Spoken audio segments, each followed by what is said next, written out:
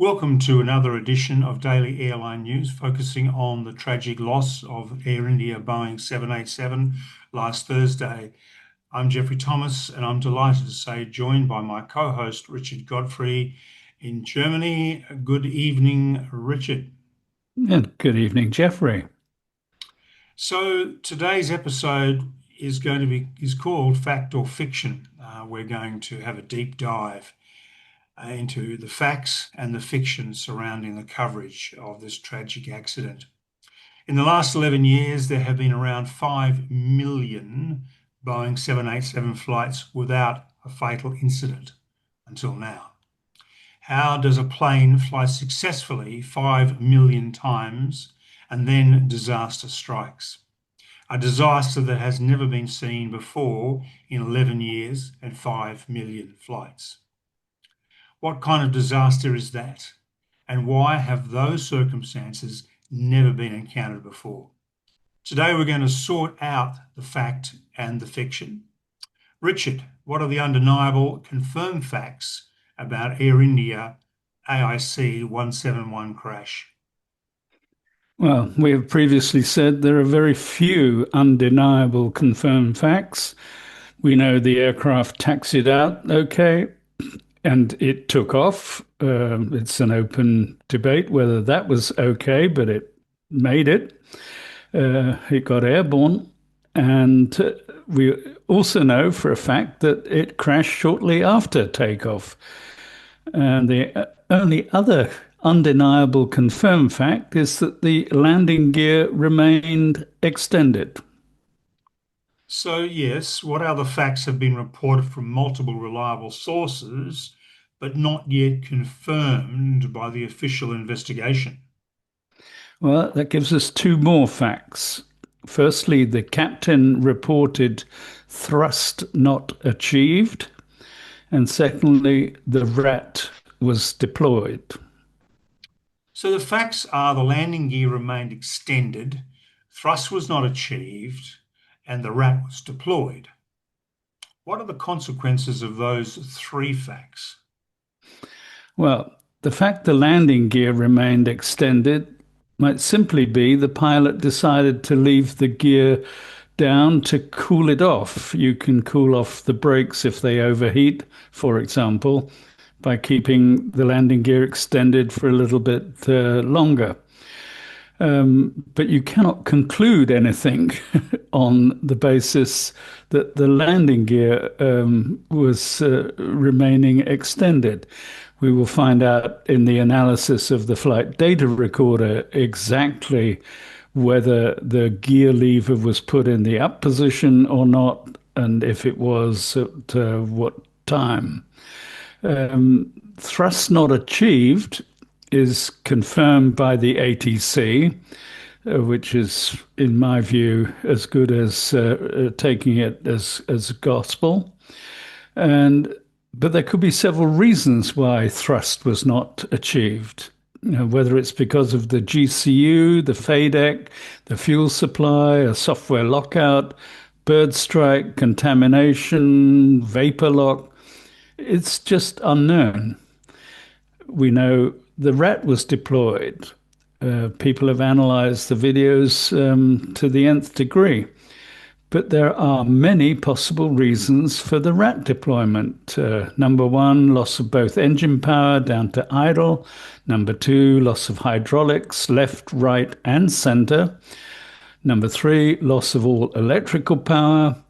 Number four, loss of the bus power control, the BPC unit, and the list goes on. So you can't pin that one down either and come up with a conclusion from these three facts.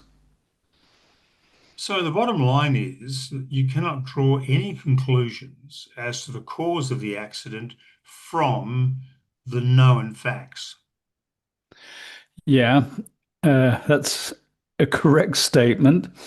And that is why we have been careful to say that we're not going to speculate.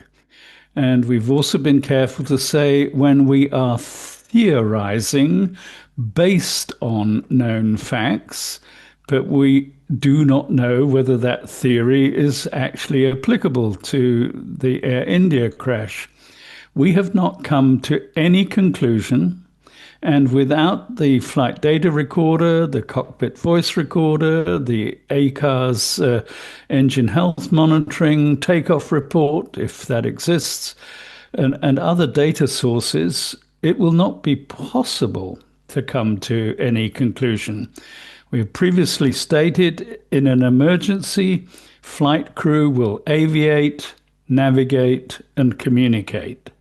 The fact that there was a Mayday call means, to my mind, the flight crew were aviating, navigating, and then communicating. And the big problem that they announced was lack of thrust. Captain reported, and I quote, thrust not achieved. He could have equally have reported engine failure or dual engine failure or something else, but he didn't report about engine failure. He reported thrust not achieved. So, Richard, what other facts do the viewers need to know?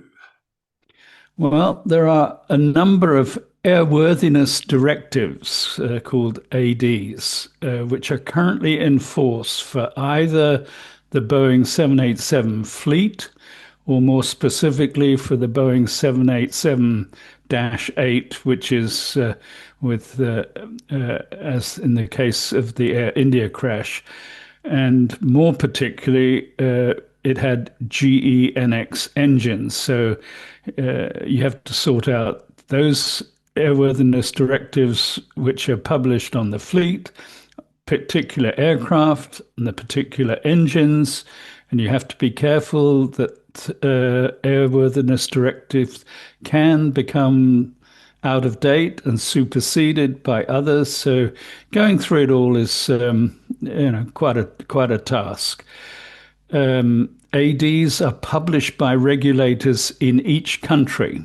So in the US, it would be the FAA, in Europe, the EASA, in India, the DCGA, and so on. And each AD includes a description of the unsafe condition, the aircraft or the parts of the aircraft affected, a compliance timeline. You need to do it before the next flight or the next 30 days or at the next maintenance. And then the corrective actions. So, what inspections need to take place, what part replacements, what software updates, and so on. And those issues can come from different sources. So the manufacturer, like Boeing or Airbus, the operators like Air India or other operators, accident or incident investigations. So, for example, we talked about the Jetstar Boeing 787-8 from Cairns to Osaka back in March in 2019, and the Japan Transport Safety Board, JTSB, submitted their findings, and that caused some new ADs to be published. And finally, regulatory inspections. And we've heard recently that the DGCA in India have inspected all 33 Air India Boeing 787 aircraft, but they found no AD violations. And the DGCA did find unrelated issues on other aircraft, Airbus aircraft, and they found, for example, a flight crew working over 10-hour limit or safety equipment overdue on maintenance checks. But there's nothing that they have found in those inspections which is directly relevant to this crash. So, Richard, what are the ADs that are relevant to the 787-8 as operated by Air India? Well, they're quite a long list, and I've read through them all with the help of other analysts who comment on my website, and I've picked out a few key examples. The first one comes from 2022, throttle malfunctions during landings. And they talk about balked landings where the auto throttle was engaged, but potentially erroneous readings from the low range radio altimeter, the LRRA, caused upsets in the system, in the crew alerting, and the airspeed protection. And so they issued an airworthiness directive on that one. That actually caused Mentor Pilot on his website publish an article. Does the 787 have a problem with 5G interference from mobile phone cell towers?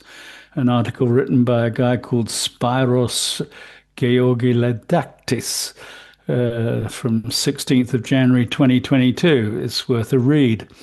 And they came out then with a final airworthiness directive in 2024 and specifically gave directions on what to do in the event of the auto throttle is engaged, but you're getting erroneous readings from the radio altimeter. That was quite a surprise to me to read that one. Mm. Is this relevant to the Air India crash though, which was on takeoff, not landing? Yeah, the final AD specifically talks about the radio altimeter, and that the auto throttle is engaged on takeoff, and so it is relying also on inputs from the radio altimeter during the initial climb out, and then the autopilot is engaged after takeoff when the cruise, sorry, not when the cruise, when the climb is established.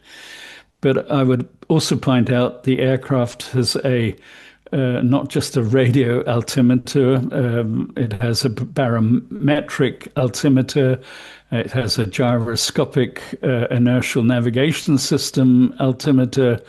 So the aircraft knows from multiple sources, and the 787 has a massive amount of redundancy. It has duplicated, triplicated, and quadruplicated systems at every instance. The Boeing 787-8, when it is below 2,500 feet, has all these altimeter sources available and they're cross-checked. But interesting theory, 5G was introduced in 2022. By the end of 2023, there were 1.5 billion users globally, and every state in India had 5G by 2024. So, but on the other hand, there's been no verified incident of 5G interference with a Boeing 787. The scenario, however, is plausible because the 5G frequency band is 3.7 to 3.98 gigahertz and is adjacent to the radio altimeter band, which is 4.2 to 4.4 gigahertz. And as we point out, regulatory bodies, including the FAA and others, have introduced this airworthiness directive with procedures in what to do near or in active 5G zones. Of course, those ADs would apply basically to all Boeing aeroplanes, all Airbus aeroplanes, Embraer, Bombardier, because they all basically use the same electronic suites with variations. Yeah. Yeah. So, what other examples are there of relevant ADs for the 787-8 or the Dash 9? Yeah, there's an interesting one which has just come out. It's not a final regulation, but they issue an AD, first of all, as a discussion document. And there's one, we're showing a screenshot of it, where there's continuous wave interference resulting in transponder failures. So, another example of radio wave interference, whether it's a mobile tower, or it's another source, in this case, continuous wave interference, one of the oldest forms of a radio transmission. So that one stood out to me. We've also talked about ice crystals forming in the fuel tanks and the possibility of water contamination in the fuel. And we're showing another screenshot of a airworthiness directive from 2013 on the subject of ice crystals and what to do and how to make sure uh, ice crystals are dealt with correctly. And even a newer directive in 2016 talking about ice crystal removal procedure or ice forming on the engines and how to make sure it is not going to affect your aircraft. So, in summary, there are a lot of ADs out there, but we cannot make any statement whether any of these issues were a contributory cause to the Air India accident. If you want to go into more detail on these ADs, I recommend a YouTube video by Aircraft Maintenance Adventures and a guy called Stig Shift, number 76. And he explains in great detail how the Boeing 787 systems work. And he goes through what is relevant to the Air India crash 171.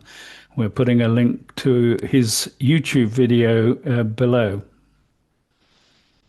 Yeah, that's very interesting indeed. One of the things we should mention to viewers, ADs are issued frequently. They're issued for Boeing aeroplanes, McDonnell Douglas aeroplanes, Airbus aeroplanes, Bombardier, Embraer, and also all those manufacturers, well, not McDonnell Douglas anymore, but all those manufacturers issue service bulletins, and they are issued continuously as aircraft manufacturers pass on information from the airlines operating these aircraft to other airlines operating these aircraft to make sure they're operated as safe as possible. So there's just as many ADs out there for Airbus aircraft as there are for Boeing aircraft. Would that be a reasonable assessment, Richard? Indeed, and each AD will tell you which aircraft or aircraft types or family are involved. They'll tell you where to look, what systems. They'll tell you what's needed. Is this a software update? Is it a change in the procedure, a change in the maintenance, or a hardware equipment change and update? Mm. And you know, it's quite normal to have all of those happening and keeping up with it all is making sure you're compliant by the compliance date. Um, it's quite a task. Mm. And for instance, some of these ADs relate to the Gen X engine on the 787. 787 comes with two engines, Gen X or the Rolls-Royce Trent. Most airlines specify the Gen X, but the Gen X is also on the 747-8, the latest version of the 747, which is now out of production. And that's one of those ADs you mentioned, Richard, also applied to the 747-8. So they can often apply across a variety of platforms, depending on what the AD is all about. Yeah, So, and so you have yeah, to that's a watch which is applicable, what AD has been superseded because the mm, software fix has been implemented and rolled out, or whatever it is. So, it's a big task keeping up with it all. that's a massive task indeed. Yeah. So, viewers, that's all we've got time for today. Thank you very much indeed for watching. We really appreciate your comments and your support. Thank you, Richard. And tomorrow, it's going to be totally different. Richard and I will be together in the Black Forest, and we're going to have a face-to-face chat. So that'll be worth watching. Well, I hope it will be worth watching. We look forward to your company tomorrow. Thank you again, Richard, for all the work you've done on this today. You're welcome. And viewers, we look forward to your company tomorrow. Thank you.